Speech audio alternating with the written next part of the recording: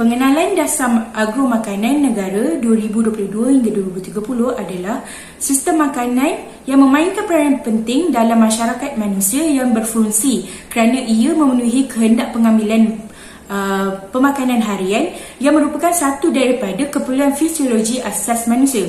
Sebagaimana negara lain, sistem makanan ini beroperasi berdasarkan asas sektor agromakanan yang bercirikan jaringan interaksi yang kompleks di antara berbagai pihak yang berbeza dari segi profil, tanggungjawab, kepentingan dan kepakaran.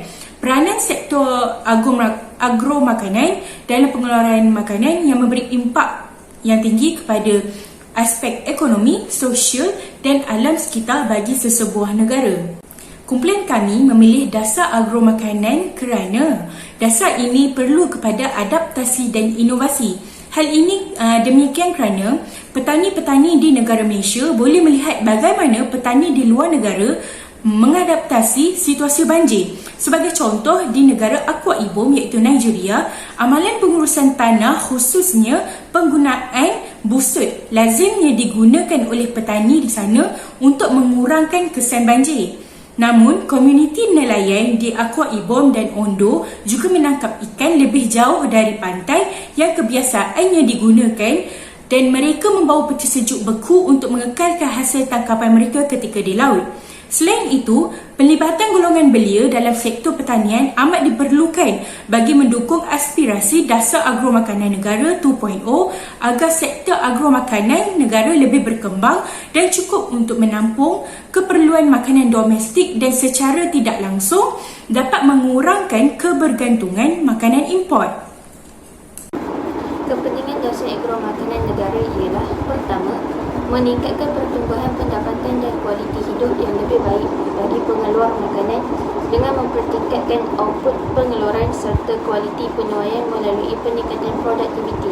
Di samping itu, mewujudkan rantaian nilai lebih tangkas dan berdaya tahan yang tinggi. Kedua, memantapkan lagi usaha mempertingkatkan tahap pengeluaran petani dan pengusaha menerusi aplikasi teknologi moden agar pengurusan sumber dan rantaian bekalan lebih cekap.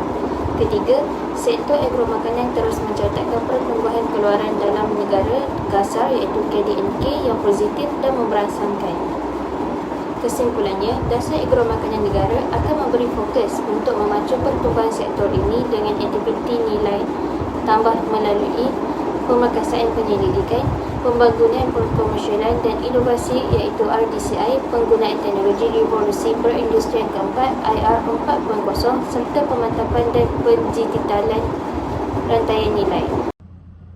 Kumpulan kami telah memilih Kementerian Pertanian dan Keterjaminan Makanan bagi melaksanakan dasar agromakanan negara. Setiap kementerian mempunyai objektif dan peranan masing-masing. Jadi, apakah objektif yang telah ditetapkan bagi Kementerian Pertanian dan Keterjaminan Makanan ini? Objektif yang pertama bagi kementerian ini adalah menerajui proses-proses transformasi dalam sektor pertanian secara terancang, bersepadu dan menyeluruh berteraskan penggembleng seluruh pemikiran dan tenaga organisasi ke arah pencapaian matlamat dasar agromakanan negara. Secara ringkasnya, kementerian mahukan agensi-agensi di bawah Kementerian Pertanian dan Keterjaminan Makanan ini bekerjasama supaya dasar kerajaan dapat dijalankan dengan baik. Agensi berkenaan ialah Jabatan Pertanian, Lembaga Kemajuan Pertanian Kemubu, KADA, Lembaga Kemajuan Pertanian Muda, MADA, Lembaga Pemasaran Pertanian Persekutuan, FAMA, Jabatan Perikanan Malaysia dan banyak lagi. Dengan adanya kerjasama mereka, dapat memudahkan kerja-kerja seperti mengawal bekalan makanan supaya mencukupi, mengawal bahan-bahan tanaman, menguruskan sumber perikanan dan lain-lain. Apabila barang tempatan mencukupi, menyebabkan perniagaan usahawan tempatan akan berkembang, seterusnya nilai mata wang akan meningkat. Kenapa kami memilih kementerian ini? Okey, terdapat 3 sebab kenapa kami memilih kementerian ini. Sebab yang pertama ialah kementerian ini menyatakan bahawa misinya ialah inginkan mengubah sektor pertanian menjadi sektor yang moden. Hal ini selari dengan dasar yang kami pilih, yang mana dasar yang kami pilih ini inginkan sektor agromakanan lebih berteknologi tinggi. Ini demikian kerana apabila adanya teknologi seperti teknologi hidroponik akan menyebabkan guna tenaga akan sedikit. Oleh sebab itulah kami memilih kementerian ini kerana ianya mampu untuk mengubah sektor pertanian menjadi sektor yang moden dengan adanya kerjasama daripada agensi kerajaan seperti Institut Penyelidikan dan Kemajuan Pertanian Malaysia, MARDI. Okey, sebab yang kedua ialah kementerian yang dipilih ini ada menyentuh aspek sekuriti makanan. Hal ini selaras dengan aspirasi dalam dasar ini yang mengutamakan sekuriti makanan. Okey, terdapat 4 dimensi utama yang dinyatakan oleh Kementerian Pertanian dan Keterjaminan Makanan dalam sekuriti makanan. Yang pertama ialah ketersediaan makanan, yang kedua accessibility makanan, dan yang ketiga keselamatan makanan dan pemakanan, dan akhir sekali ialah kestabilan dan kemampanan. Sekuriti makanan ini penting supaya makanan mencukupi dengan keperluan rakyat. Tanpa adanya sekuriti makanan ini, kemungkinan negara kita akan menghadapi masalah dalam memperolehi makanan utama. Jelaslah bahawa melalui kementerian ini, Dasar Agromakanan Negara 2.0 dapat dilaksanakan dengan jayanya. Kementerian ini juga melaksanakan teras yang terdapat di dalam Dasar Agromakanan Negara iaitu memperkukuhkan industri padi dan beras. Pengeluaran beras tempatan perlu ditingkatkan bagi memastikan bekalan beras negara mencukupi, memandangkan hanya 7% daripada jumlah pengeluaran beras dunia didagangkan. Ketidakstabilan bekalan, permintaan yang semakin meningkat dan kuantiti dagangan beras di pasaran antarabangsa yang kecil menyebabkan harga beras cenderung mengalami turun naik.